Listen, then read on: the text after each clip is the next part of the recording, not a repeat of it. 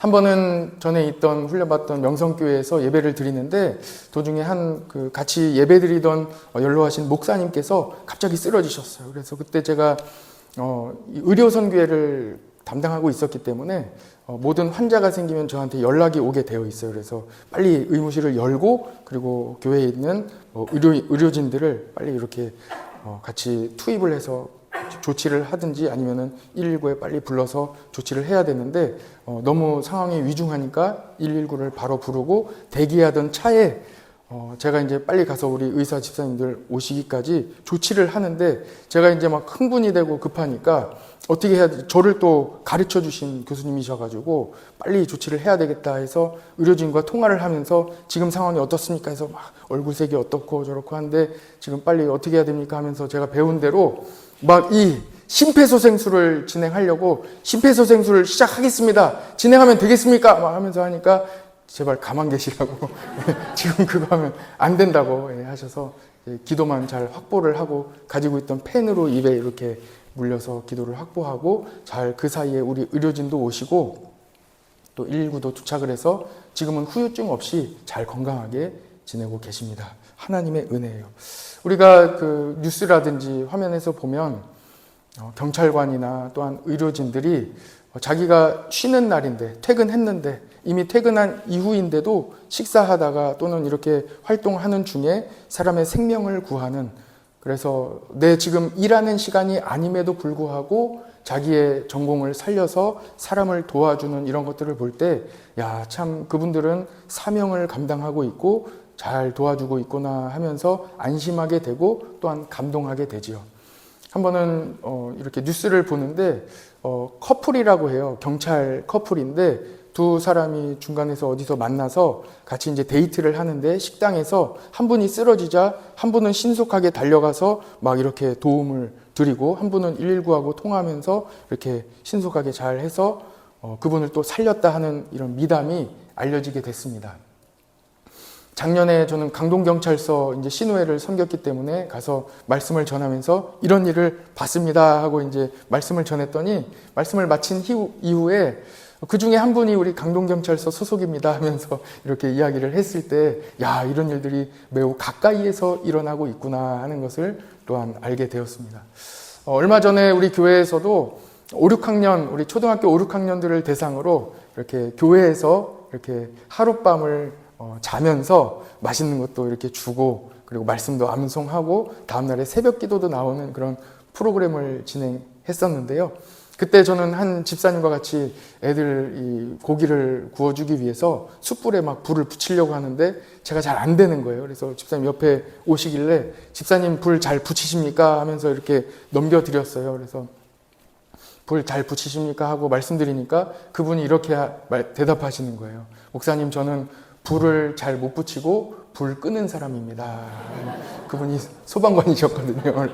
불 끄는 데는 전문가이지만 불 붙이는 데는 전문가는 아닙니다. 이렇게 말씀해 주셔서 이렇게 소방관들이 참 사명을 가지고 평소에도 본인의 이 사명을 늘 기억하고 있구나 하는 것을 또한 깨닫게 되었습니다. 여러분 어떻습니까? 하나님께서는 각 사람을 불러주시는 거예요. 소명이에요. 불러주시는 거예요. 각자의 자리에, 여러분들의 모든 자리에, 가정이든 일터이든 교회이든 어느 자리든지 하나님께서 여러분들을 불러주셨어요. 소명이에요. 그리고 또한 그 소명을 감당할 수 있는, 그 소명대로 살아갈 수 있는 은혜를 주셨는데 그것이 바로 사명입니다. 소명과 사명이에요. 오늘 여러분들의 삶 가운데 소명이 확인되고 또한 그 소명을 사명으로 이어가시기를 바랍니다. 오늘 우리 성도들에게 예수 그리스도께서 사명을 주세요. 오늘 말씀이 바로 예수님께서 직접 모든 성도에게 주신 사명인데 너무나도 큰 중요한 사명이기 때문에 대사명이라고 그렇게 이름합니다. 주님이 주신 대사명이에요. The Great Commission이라고 이렇게 명명하고 있습니다. 세 가지 사명을 주시는데 첫 번째, 두 번째, 세 번째를 먼저 첫 번째부터 같이 한번 읽어보겠습니다. 시작. 너희는 가서 모든 민족을 제자로 삼아 복음을 전하라는 거예요. 복음을 전하라는 말씀이고 두 번째, 두 번째 이 말씀을 같이 한번 읽어봅시다. 시작. 아버지와 아들과 성령의 이름으로 세례를 베풀고. 여러분 어떻습니까? 오늘 함께 예배드리는 우리 경북 신도청 중앙교회 모든 성도들은 이 두 번째 사명을 감당한 거예요. 여러분들이 각자의 자리를 잘 지키며 소명에 감당하는 이 사명을 감당함으로 우리 교회는 오늘 세례와 또한 유아 세례와 일부 때는 입교까지 다 이렇게 베풀게 되었습니다. 사명을 감당하는 교회예요. 여러분들 사명을 잘 감당해 주셔서 진심으로 감사드립니다. 앞으로도 이 사명을 넉넉히 감당할 수 있도록 여러분들 자리에서 이 소명에 합당한 사명으로 끝까지 나아가시기를 간절히 축복합니다. 세 번째요. 세 번째. 같이 한번 읽어봅시다. 시작.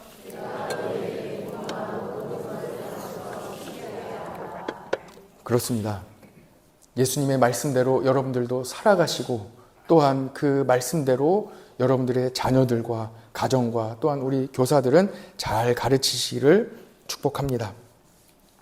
세례에는 두 가지 측면이 있습니다. 이 복음의 메시지를 오늘 여러분들과 나누려고 하는 것입니다. 첫 번째는 복음의 확장성이고 두 번째는 포용성입니다. 복음이 확장돼 나가는 거예요. 끝까지 복음이 들어가지 못하는 곳은 어디도 없습니다. 끝까지 확장되어 나가는 것이고 복음은 모든 것을 받아들이는 거예요. 죄인을 받아들이는 거예요. 모든 분들을 나와 다를지라도 받아들이는 거예요. 받아들여서 복음을 전하고 또한 그들과 함께 하나님의 나라를 이루어 가는 것입니다. 복음이 확장되어 가고 또한 모든 사람들을 포용하고 안아주는 하나님의 축복을 잠시 나누기를 원합니다. 첫 번째는 복음의 확장성이에요. 예수님께서 말씀하십니다. 너희가 성령을 받으면 너희가 권능을 받고 예루살렘과 온 유대와 사마리아와 땅끝까지 이르러 복음이 확장되어 갈 것이다 하고 이렇게 말씀해 주셨어요. 그래서 성령이 임하자 복음은 정말 확장되어 갔습니다. 땅끝까지. 그래서 우리나라에 이르기까지 복음이 확장되어 왔고 복음은 지금도 계속해서 확장되어 가고 있습니다. 복음이 가지 못하는 곳은 어디도 없습니다. 여러분들의 삶의 영역에 아직 어두운 부분이 있으십니까? 그 부분까지도 여러분 예수 그리스도의 은혜가 함께 하실 것입니다. 아직 걱정되고 근심되는 부분이 있으십니까? 여러분 부활하신 예수 그리스도의 부활의 신앙이 여러분들의 그 걱정과 근심을 물리쳐 주실 것입니다. 복음의 확장성입니다. 아직 복음을 받아들이지 않는 가족들이 있다면 기도하시기 바랍니다. 가족, 부모님, 남편, 자녀들이 있다면 기도하십시오. 반드시 복음은 전해질 것입니다. 끝까지 포기하지 마시고 하나님께서 끝까지 모든 영역에 모든 사람에게 끝까지 복음을 전하게 하실 것이라는 확신을 가지고 포기하지 마시기 바랍니다. 복음은 여전히 끝까지 확장될 것입니다. 여러분들의 삶의 영역에도 마찬가지입니다. 내 영역, 내 삶에 어두운 부분이 있다면 반드시 그 부분까지도 예수 그리스도의 은혜가 넘치게 될 것입니다. 복음이 선포된 곳에는 반드시 생명이 살아납니다. 예수님이 가신 곳마다 귀신이 떠나갔고 환자는 고침을 받았고 죽은 자들이 살아났습니다. 갇힌 자들이 마음이 갇힌 자들도 다 풀려났습니다.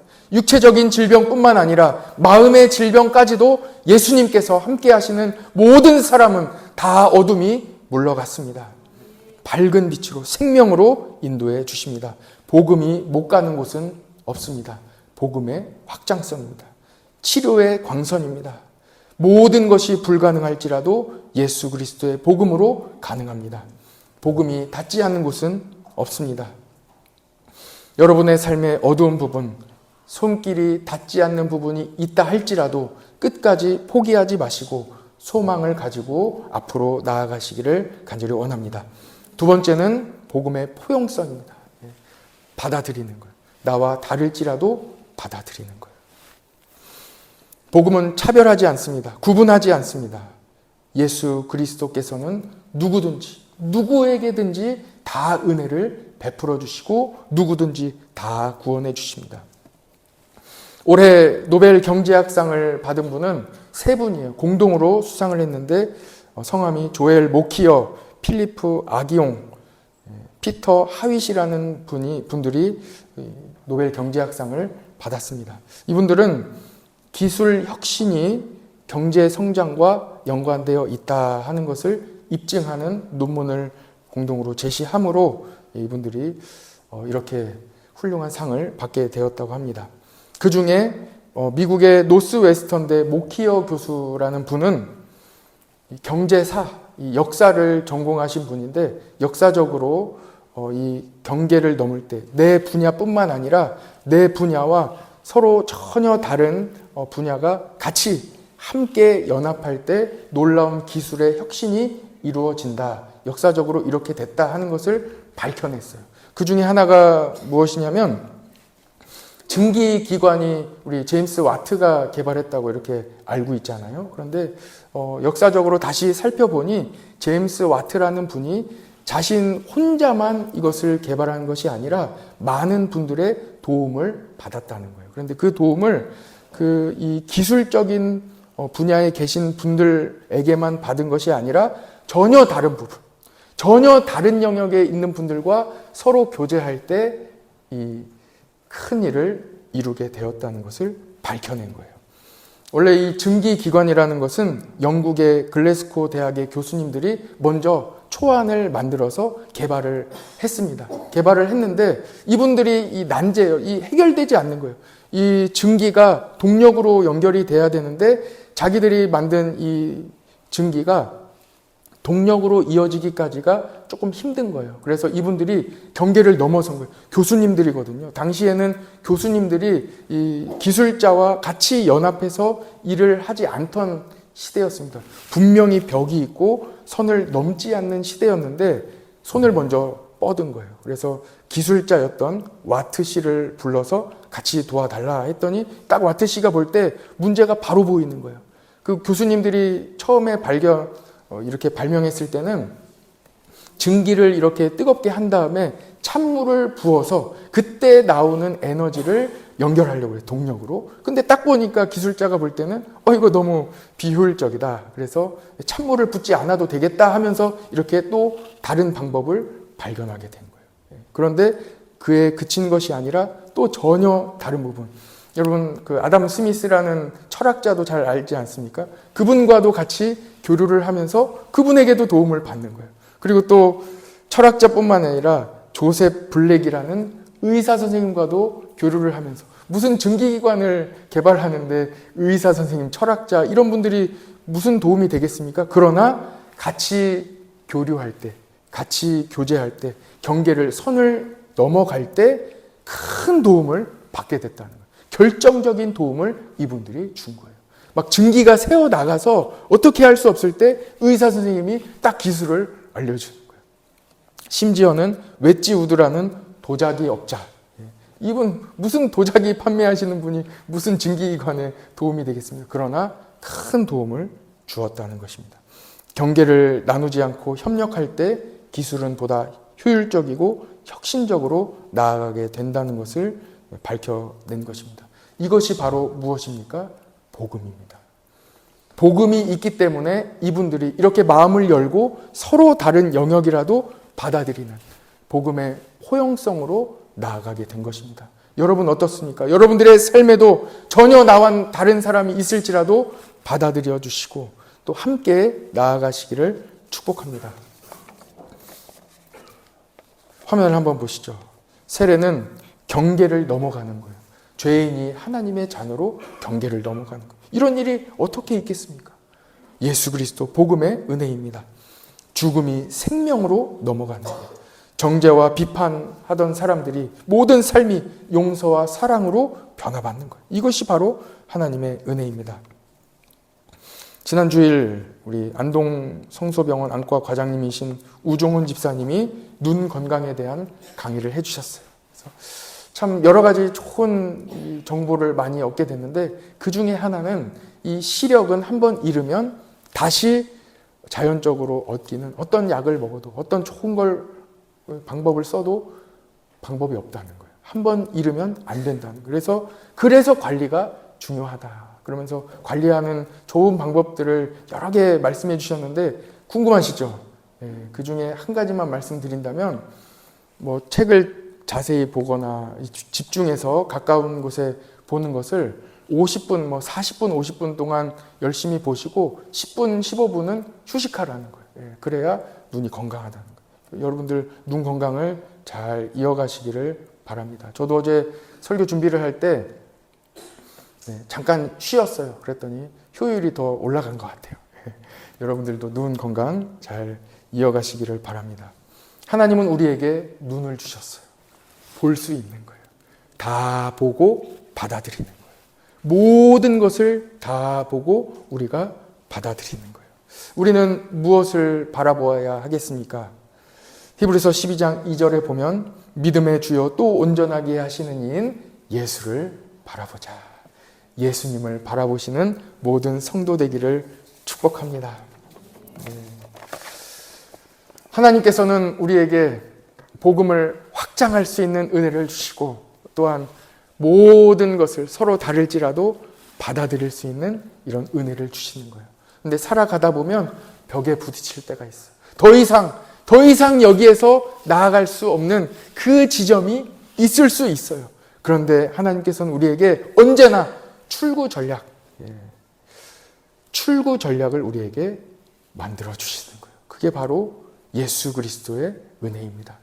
모든 것이 다 막혔을지라도 끝이 아니에요. 예수님이 그 길을 열어주시는 거예요. 그래서 예수님을 믿는 사람은 포기하지 않는 것입니다. 이스라엘 백성들이 출애굽하여 모든 길이 다 막혀있는 광야로 갔을지라도 길을 열어주셔서 가나안 땅으로 들어갈 수 있는 길을 열어주시는 거예요. 요셉이 그의 삶에 모든 고난과 환난의 삶으로 더 깊은 어려움으로 나아갔을지라도 하나님은 마지막에 길을 열어주시는 거예요. 끝까지 버티면서 나아갈 수 있는 것은 하나님께서 그와 함께 하셨고 길을 열어주시는 소망을 얻었기 때문입니다. 그뿐입니까? 요셉은 총리가 되었을 뿐만 아니라 마지막에는 정말로 이 형제들과 자기를 버렸던, 자기를 죽이려고 했던 형제들과 마음으로 화목하게 되는 은혜를 경험하게 되지 않습니까? 하나님께서는 우리에게 마지막까지 그 길을 다 열어주십니다. 여러분, 삶에 답이 없습니까? 끝난 것 같습니까? 그때에 마지막으로 길을 열어주시는 방법이 있는데 바로 기도입니다. 모든 길이 다 막혀 있을 때 그때 하늘의 길은 열려 있습니다. 기도하시기 바랍니다. 기도가 답입니다. 세례받은 성도, 예수님을 구주로 고백한 성도에게는 하나님이 주신 출구가 있습니다. 그 출구가 바로 기도입니다. 마지막까지도 기도하시며 불안하지 말고 오직 예수 그리스도의 길로 나아가시기를 바랍니다.